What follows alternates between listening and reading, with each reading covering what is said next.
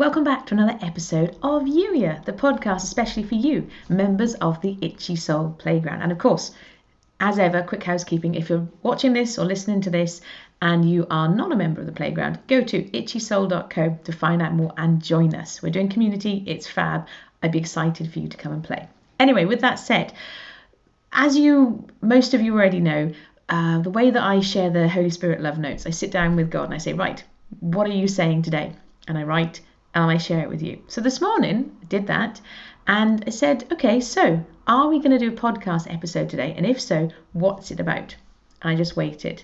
And the thing that came up is something that you've heard me share. Well, lots of you have heard me share about before. It's the reticular activating system. And it's that reminder of how the reticular activating system can help you smile, but can also help you with that goal setting as well. Now, I must confess, for a moment, I was like, but we've talked about that before. I'm thinking of Angela in particular, whose husband Jim calls it, that yellow car thing that Elle goes on about. I know most of you have heard me talk about the reticular activating system before. I am not going to apologise for that. I was about to, but it felt like a nudge. And so I'm going to follow that nudge and I'm going to remind you of it because it's really powerful stuff, and God wrote it first. It's Philippians 4 verse 8, and I'm going to paraphrase it because I don't have it open in front of me, but it says, whatever is, dear friends, whatever is pure, whatever is lovely, if anything is good or admirable, think about such things. Now, how that ties into the reticular activating system, I'm going to give you the short version because you've heard it before, but that reminder, just in case there's anybody who has forgotten. It's a collection of neurons at the back of your brain that does lots of really cool stuff, including filtering. It filters in information that is important to you. Now, how does your mind know if something is important? It's those things that you pay attention to. So going back to Philippians 4 verse 8, those things that are lovely, admirable, praiseworthy, nice. Think happy thoughts. Think about good things. The example is the yellow car, which is what Angela's husband Jim alludes to. I've told you before that, and I'm trying to remember how many years ago, 2012, 2013, I had my yellow car. And incidentally, it does almost match the colour of the walls in my office now. That wasn't planned, but it's a happy coincidence.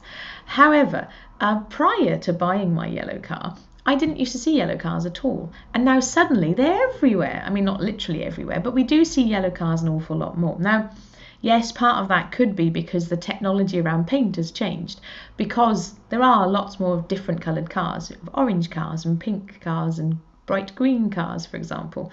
But I do seem to see a disproportionately high number of yellow cars since buying my yellow car. And the reason is because of the reticular activating system. I buy a yellow car, suddenly that is deemed important as far as my mind is concerned, and my brain filters in those examples. It's the reason why if you get news that someone you care about is expecting a baby, you'll suddenly start seeing people pushing prams a lot of the time. It's the reason why when my eldest daughter turned 17 at the start of the year and started having driving lessons, they're on pause now, unfortunately, poor love, because of lockdown, but suddenly I noticed learner drivers all of the time. There wasn't suddenly more learner drivers around. I just started noticing them because it was an important feature in our life at the time. I very rarely see learner drivers now, not because of the way my brain is filtering them out, just because they're not allowed on the road at the moment. So that is the reticular activating system in a nutshell. Now, I've reminded you before that this is actually how the Facebook and the Instagram algorithm works as well. So you can hack your Facebook feed by only clicking on, commenting on, interacting with things that encourage you, lift you, make you smile. And you can do the same thing with your brain as well. So those reminders from God via Paul in Philippians, think happy thoughts effectively. Pause and look around you. We do have one of the games coming up in a Youier Games is all about the reticular activating system. So I can't remember off the top of my head which game that is. I want to say game 8 or 9. I don't remember, but we are having a whole 2 weeks where we're focusing on that in the Youier Games because it's really powerful stuff. I've said to you before, God wrote the book on personal development, and things like the way that science is catching up. There's a quote that I love: God made everything. Science is just the explanation of the everything.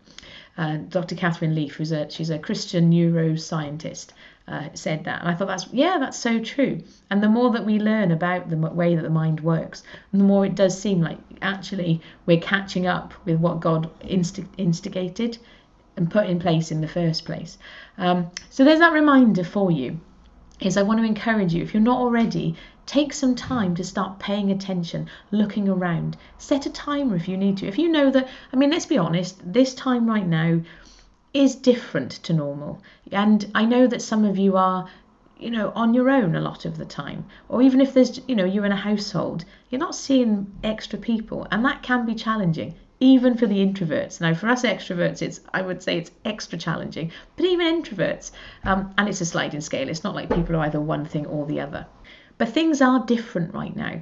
And so, like I've personally noticed, I'd started developing some habits. I'm not going to call them bad habits, because for some people there are habits that they wouldn't be a problem. But for me personally, I think I shared this with some of you previously, I started noticing, I'm somebody that prior to COVID, I didn't used to read the news. I was aware of what was going on, but it wasn't part of my daily routine. And then suddenly COVID happened, and I slipped into this habit that for me was a bad habit of checking the news and checking Facebook first thing for all of the things that happened. And then initially I thought, oh no, it's only Facebook that's a problem. So I deleted, I didn't delete. I set up an app on my phone so I couldn't get onto the social media via my phone. I can still, if I choose to, access social media via my computer, but it's a much more deliberate choice.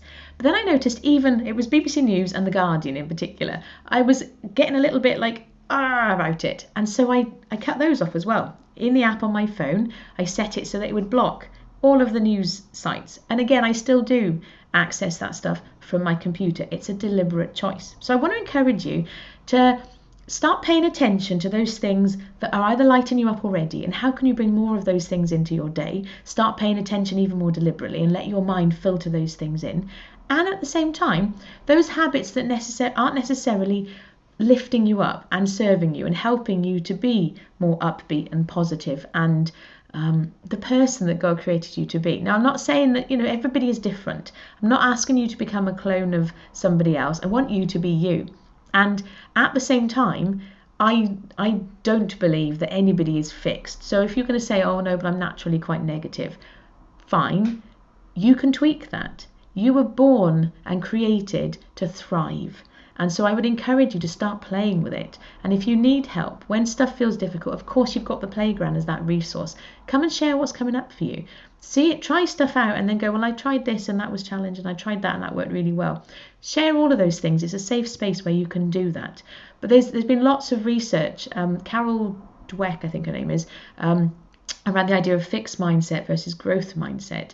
And our minds, neuroplasticity, which is really hard to say, the pathways that we lay down, the more that we think about things, it goes back again to Philippians 4:8. Those pathways that we walk on, in inverted commas, more, those things that we reflect on, think on more, those pathways become stronger in the brain. Your brain is not fixed. Now, how this ties into goal setting, because I wanted to link it back in with the previous episode, and I've shared this, this came up actually when I was talking to Amanda as an interview for her podcast, I think it was, or we did a little segment on goal setting. I can't remember the specifics, but we talked about it. And actually the reason why goal setting is so powerful, even if you don't want to use the word goals, if you get a bit idioty about goals, that's fine. Use whatever word you want. But the reason why it works to get deliberate about setting those intentions and deciding with God what is important to you is, again, it signals to your mind that that stuff is important, and it will start filtering in things to help you make that stuff happen. I've given you the example before where I was pondering, this is years ago, pondering on a particular baddie for a book I was writing. And I was driving through town one day and suddenly on the side of the road, him! That's exactly what I want the baddie to look like. And I didn't meet this guy, I've never met him before, didn't see him again afterwards, but it was like, oh, brilliant, thank you. I wouldn't necessarily have noticed some random stranger on the side. But because my mind was plotting and trying to find an answer, I got it. I use that as an example. But I want to encourage you, give this stuff a try, both for your happiness and for that goal setting.